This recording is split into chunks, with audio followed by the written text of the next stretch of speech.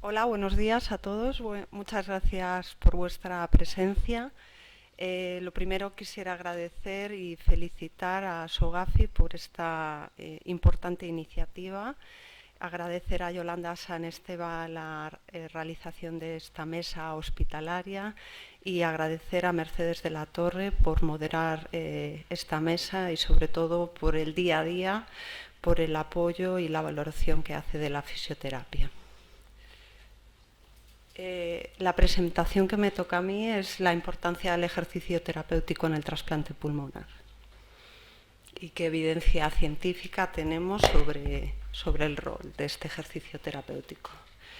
Me vais a permitir 5 minutos de introducir el trasplante pulmonar porque es algo que se realiza realmente en pocos centros y la mayoría de vosotros probablemente desconozcáis este procedimiento. El trasplante pulmonar es una opción terapéutica bien aceptada para aquellos pacientes con enfermedad pulmonar crónica y avanzada, cuya expectativa de vida en principio es menor a 2 años y en donde se han agotado todos los recursos médicos disponibles. Estos son los datos, eso sí, prepandemia, tanto a nivel internacional como nacional. El objetivo principal del trasplante pulmonar es mejorar la supervivencia de nuestros pacientes y, en segundo lugar, y no menos importante, mejorar su calidad de vida. Es un procedimiento realmente complejo. Yo llevo ya desde el año 99 trabajando con trasplantados y cada vez me parece más complejo. Se necesitan muchos recursos materiales y sobre todo humanos, un equipo multidisciplinar con amplia experiencia en este campo. Por eso solo en España hay 7 centros de referencia para la realización del trasplante pulmonar y en uno de ellos tengo yo la suerte de trabajar. Es en este hospital nuestro, el Hospital Universitario de La Coruña, un hospital que siempre está en obras, pero bueno, afortunadamente tenemos buenas vistas para poder sobrellevar tantas obras.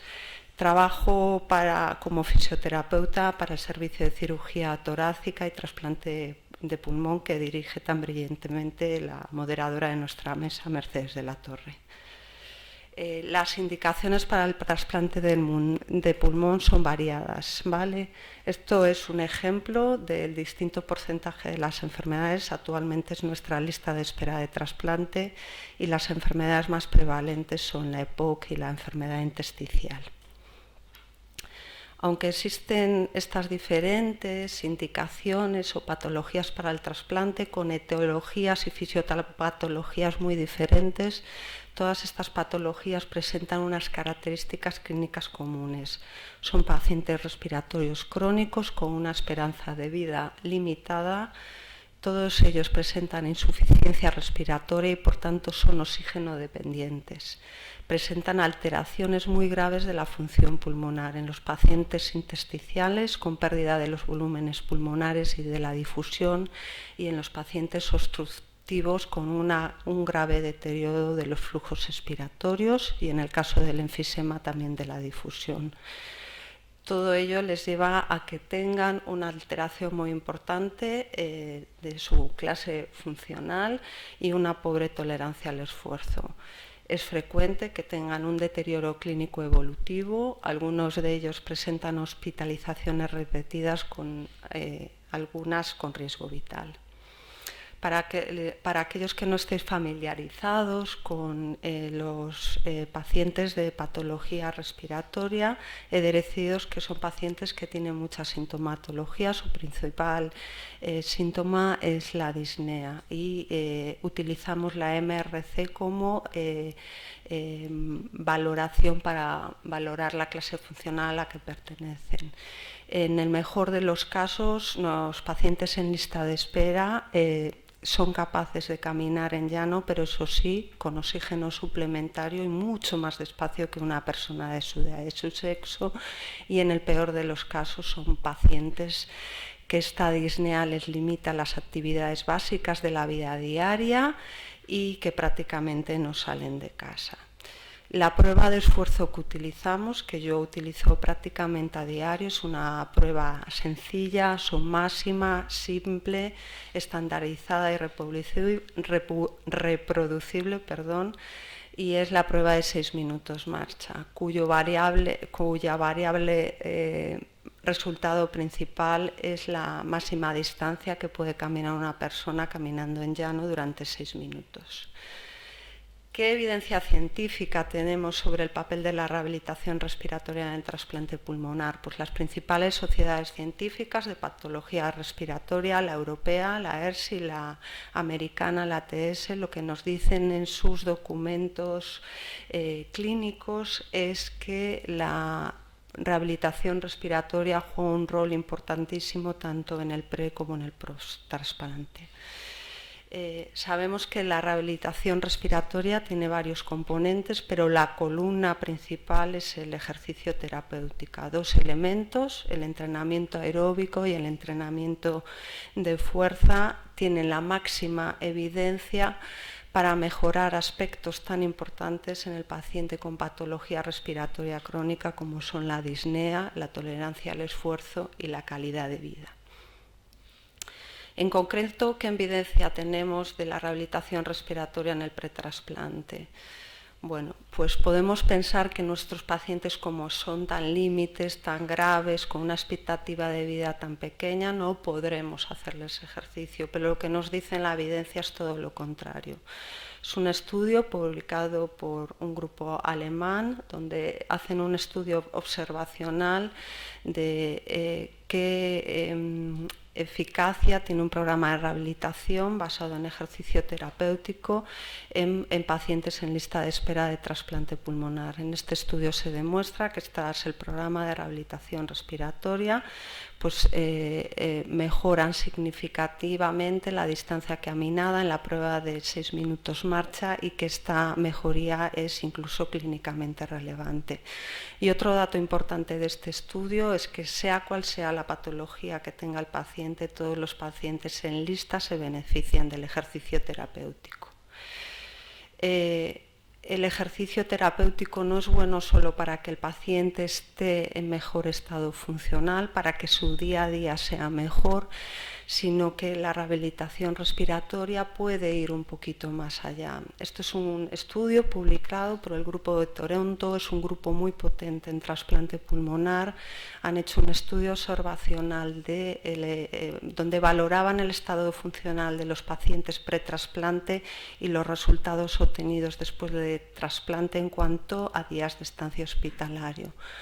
Lo que demuestra este estudio es cuanto más optimizado tengamos al paciente funcionalmente, menos van a ser los días de estancia hospitalaria. A mayor distancia caminada en la prueba de 6 minutos marcha en el pretrasplante, menor estancia hospitalaria en el posttrasplante. Y este estudio todavía va un poquito más allá, es un estudio publicado por la Universidad, el Hospital de Duke en Estados Unidos, con una N muy importante de 9.000 trasplantados, donde se correlaciona el estado funcional previo al trasplante con la supervivencia después del trasplante. Aquellos pacientes que tengamos más optimizados después del trasplante sobrevivirán más. ¿Qué ejercicio terapéutico realizamos en el post-trasplante? Pues yo soy muy mandada y sigo las recomendaciones de las guías de práctica clínica de la ATS y de la ERS, y lo que nos dicen es que debemos combinar el entrenamiento aeróbico constante o interválico con los ejercicios de fuerzas, y que esa combinación siempre va a ser mejor que hacer estos dos tipos de entrenamiento de forma individual. Lo que nos dicen las guías de práctica clínica específicamente para el trasplante pulmonar es más o menos lo mismo. Hay que utilizar entrenamiento aeróbico y de fuerza-resistencia usando el principio de FIT, frecuencia, intensidad, tiempo y tipo. Y tenemos que tener en cuenta también que son pacientes que presentan insuficiencia respiratoria y debemos titular el oxígeno para que puedan tener una buena oxigenación durante el ejercicio. Tenemos dos modalidades de tipo de entrenamiento aeróbico, en tapiz rodante y en cicloergómetro. He de decir que el tapiz rodante solo es adecuado para aquellos pacientes que tienen una MRC de 2, aquellos pacientes que tienen que parar a los pocos minutos o a los pocos cientos de metros. No es un entrenamiento adecuado porque no lo toleran. Los pacientes más sintomáticos toleran mejor el entrenamiento en cicloergómetro porque se produce un menor consumo de oxígeno, los pacientes desaturan menos porque mueven menos masa muscular.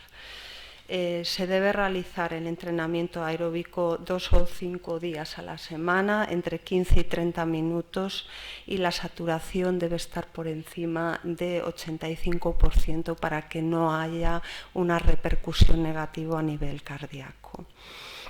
Vale, ¿cómo titulamos la intensidad? Pues debemos realizar una prueba de esfuerzo previa a la titulación de esa intensidad. En el caso del tapiz rodante, la prueba elegida será la prueba de 6 minutos marcha, y lo que se ha comprobado es que el entrenamiento a alta intensidad es más eficaz que el de baja intensidad. Utilizaremos, si podemos, un 80% de la velocidad media obtenida en la prueba de 6 minutos marcha. En el caso de que entrenemos en cicloergómetro, la intensidad adecuada será un 60% de la potencia máxima obtenida o del consumo pico en una prueba de esfuerzo en cicloergómetro.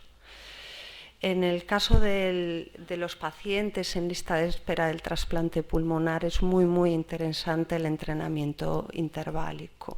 Esto es un estudio publicado por el grupo alemán de Kent y Gold, donde comparaban dos grupos que entrenaban con entrenamiento interválico y con entrenamiento constante.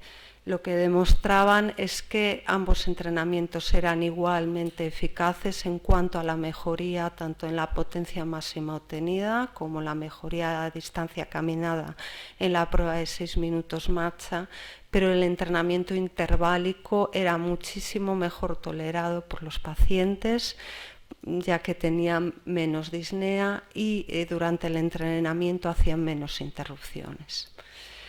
Como dije antes, es importante combinar el entrenamiento aeróbico con entrenamiento de fuerza. Se debe realizar entre 2 o 3 días por semana, de 1 a 2 series, entre 8 y 15 repeticiones de cada ejercicio.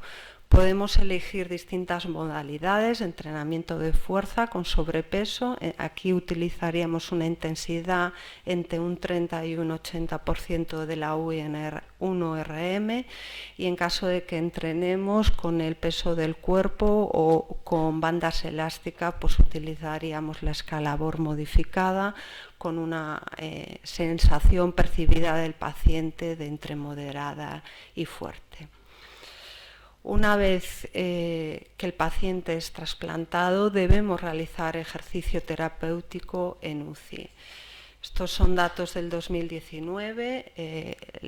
Aproximadamente un 40% de nuestros pacientes trasplantados presenta debilidad adquirida en la UCI. Es un porcentaje muy alto.